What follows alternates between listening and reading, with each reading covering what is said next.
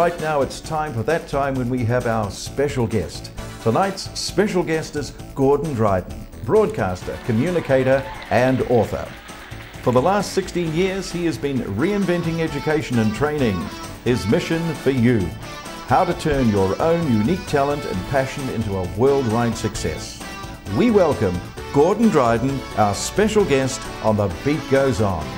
Gordon Dryden, welcome to The Beat Goes On.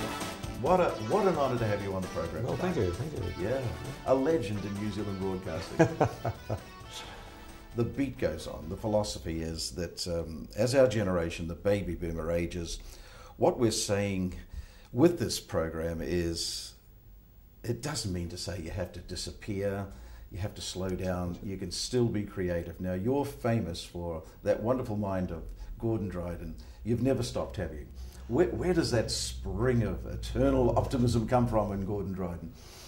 Well, I suppose it comes from a background growing up in New Zealand. I was one of the lucky ones. I was born in the real depth of the Great Depression of the 1930s.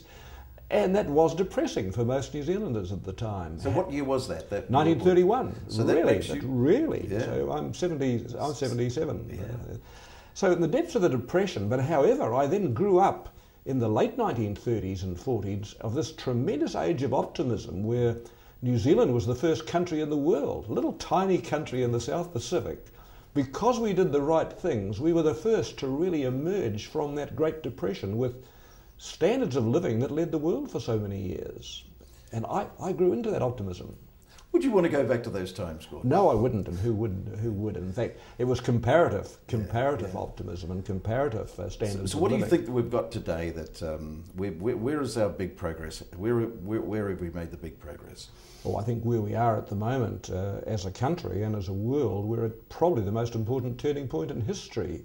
If you think, as I do, that in many ways the world changed with the invention of the mass-produced book way back over 500 years ago, which gave birth to schools, it gave birth to teaching people to read the Bible, gave birth to the Reformation, gave birth to all sorts of changes, gave birth to the Industrial Revolution. Now we're living through a period where there are so many of those converging technologies coming together. The field that I happen to have grown up in, the field of communications, the field of journalism, now that's the field of instant mass communications, the field of unlimited opportunities to put people together in different ways, to bring ideas together for different countries, to tie your own talent in with the World Wide Web so that anybody now has the potential, wherever they might live and whatever that talent might be, now has the potential to sell that talent to the world, or to give it away, or to do both preferably. Give away part of it and use that to sell the things that you in fact can make a living out of. Why do we hear some of our age groups say, oh, it's too much for me, I can't even think about it, I don't even want to think about these computers? And you do, don't you? And yet you've embraced these computers with such a love and a passion. So what is it about these people that don't want to move forward? Luddites. There is a four-letter word that holds people back, and it starts with F. It's maybe not the one that you think it is, but it's fear. Fear. People are afraid. False expectations appearing real. They're afraid to let people know, and especially to let young people know, that they don't know about it. That's holding back the whole school system. There are 59 million school teachers in the world at the moment. Almost all are working in isolation. Almost all, not in New Zealand, but around the world, almost all are working in the same sort of classrooms that you would have identified 300 years ago. Why don't they break out of it? Why don't they go into this new technology? Because they're afraid of letting 6-year-olds know that a 40-year-old teacher can't do what a 6-year-old can do. And yet to a 6-year-old, that's nothing new. He's grown up in that world. I mean, even in television, when I started, and I started as one of the first of the TV brigade in the early 1960s in New Zealand. 1961, I hosted Sports Room, one of our first live programs. I wasn't the first to do that, but I was on that in 1960. Now, even then, and probably even now, I write a script for something that I'm doing. I gave you some script notes for this interview, because I grew up in an era where we learnt to communicate through the written word. Now, of course, the kids grow up with Coronation Street, with Dancing with the Stars. They see all that jump cutting. Kids do not write movie scripts now. They start off with the music. They start off with the beat goes on. They start off with the beat of the music. Yeah. Then they add pictures to that, moving pictures. Then they add pictures and emotions together.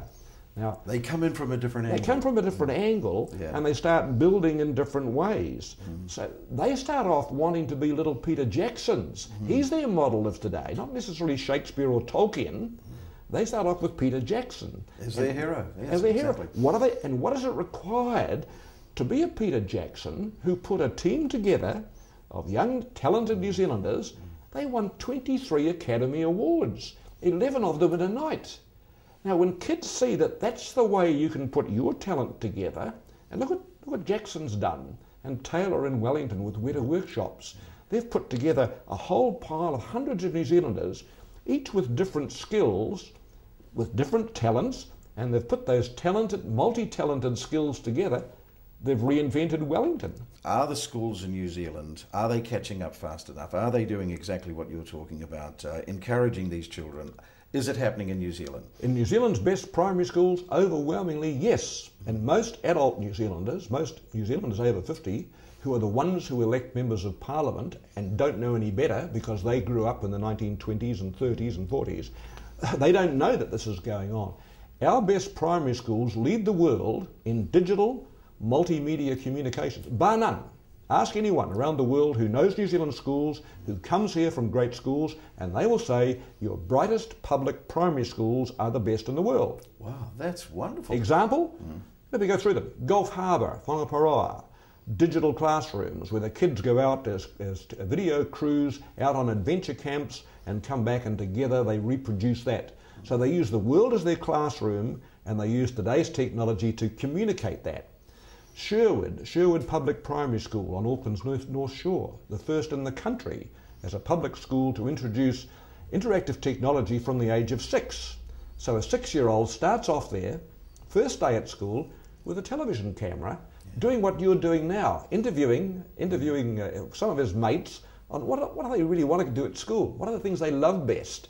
By the end of that week, he or she is editing videotape, they're adding computer animations, they're becoming little Peter Jacksons. Now I could take you through dozens and dozens of schools in New Zealand, potentially our biggest export industry of this century. Here we're talking about developing jobs.